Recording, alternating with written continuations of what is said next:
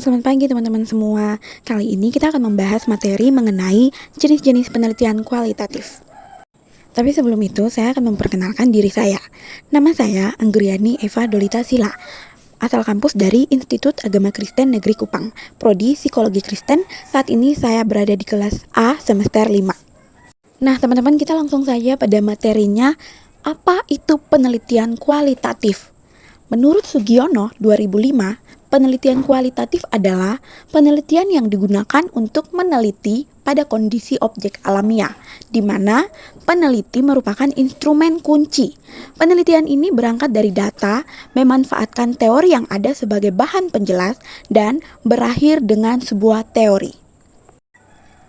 Lalu ada jenis-jenis penelitian kualitatif menurut metodenya. Yang pertama itu deskriptif, lalu yang kedua itu fenomenologi, dan yang ketiga studi kasus, kemudian studi sejarah, dan yang kelima itu adalah etnografi. Kita masuk pada jenis penelitian yang pertama, yaitu deskriptif.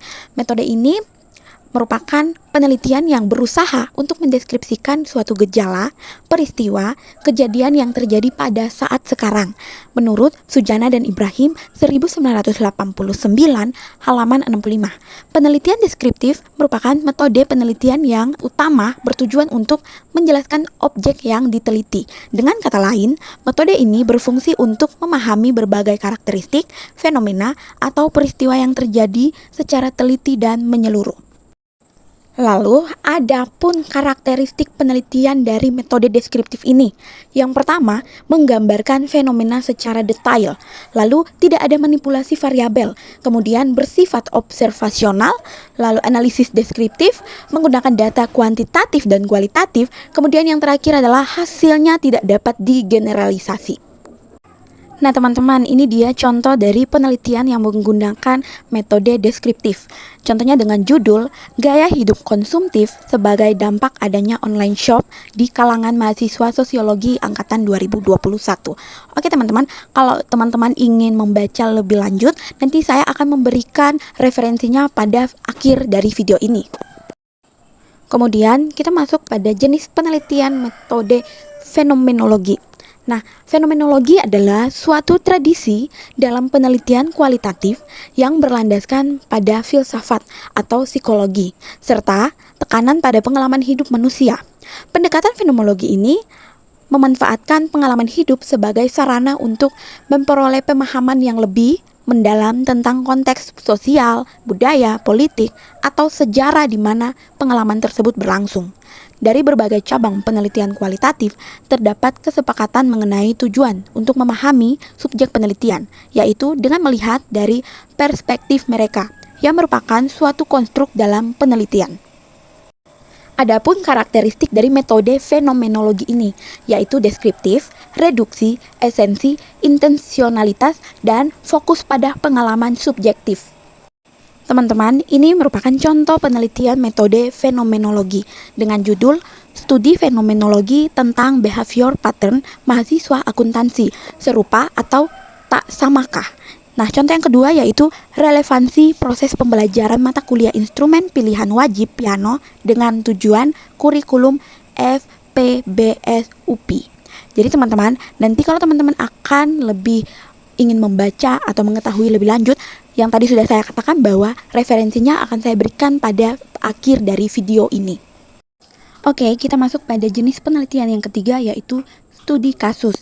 Penelitian studi kasus adalah metode penelitian kualitatif yang mendalam terhadap suatu kasus atau fenomena tertentu yang bertujuan untuk memahami berbagai aspek, dinamika, dan konteks di dalamnya. Studi kasus biasanya digunakan untuk mengeksplorasi suatu peristiwa, kelompok, individu, organisasi, atau situasi tertentu secara rinci dan menyeluruh. Nah, teman-teman, pada penelitian studi kasus ini juga memiliki beberapa karakteristik. Yang pertama, mendalam dan intensif. Dan yang kedua, unik dan spesifik. Yang ketiga, konteks pentingnya. Keempat, data dari varios sumber. Dan yang kelima adalah analisis kualitatif dan kuantitatif. Kemudian keenam adalah tujuan deskriptif dan eksploratif. Kemudian ketujuh, peneliti sebagai alat utama. Yang kedelapan, hasil tidak dapat digeneralisasikan. Jadi pada penelitian studi kasus ini, karakteristiknya itu hampir sama dengan penelitian metode deskriptif. Teman-teman bisa membacanya penjelasan lanjut yang ada pada kedua slide PPT ini. Oke, kita lihat contoh penelitian dari metode studi kasus ini. Contohnya pada bidang psikologi dengan judul Studi Kasus tentang Pengaruh Dukungan Sosial dalam Membangun Penerimaan Orang Tua Terhadap Anaknya yang Autis. Lalu kita masuk pada jenis penelitian yang keempat, yaitu studi sejarah. Penelitian ini adalah penelitian yang bertujuan untuk memahami aspek-aspek sejarah dari sudut pandang saat ini. Penelitian ini muncul karena banyaknya peristiwa, artefak, dan benda kuno yang merupakan warisan dari peradaban masa lalu yang belum diteliti. Tujuannya adalah untuk mengungkap fakta dan realitas tentang peradaban tersebut yang bisa bermanfaat bagi perkembangan ilmu pengetahuan sekarang. Metode studi sejarah ini juga memiliki karakteristik, yaitu berdasarkan bukti, urutan waktu, interpretasi, meneliti secara menyeluruh, bersifat terus berkembang, objektif dan subjektif, lalu menggunakan banyak sumber. Itulah karakteristik dari penelitian studi sejarah. Kemudian, contoh dari penelitian metode studi sejarah ini dengan judul Pengaruh Kolonial di Nusantara. Judul yang kedua, Warisan Penjajahan Belanda di Indonesia Pasca Kolonial, Perspektif Perubahan dan Kesinambungan. Oke teman-teman, kita masuk pada jenis penelitian yang terakhir, yaitu etnografi. Etnografi sendiri adalah metode penelitian kualitatif yang bertujuan untuk memahami kehidupan dan budaya suatu kelompok masyarakat. Penelitian ini dilakukan dengan cara mengamati langsung dan mewawancarai orang-orang dalam kelompok tersebut. Dengan pendekatan ini, peneliti bisa mendapatkan gambaran mendalam tentang perilaku, kepercayaan, dan nilai-nilai mereka. Hasil dari penelitian etnografi biasanya berupa narasi yang menjelaskan berbagai aspek kehidupan masyarakat yang diteliti. Metode ini sangat berguna untuk memahami keragaman budaya dan interaksi sosial.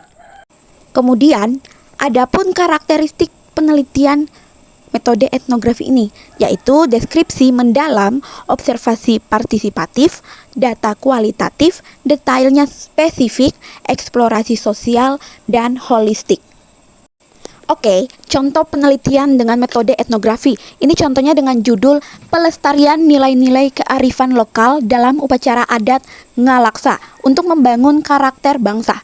Lalu, judul yang kedua yang saya ambil pada contoh ini yaitu Proses Pembinaan Rohis di SMPN 166 Jakarta.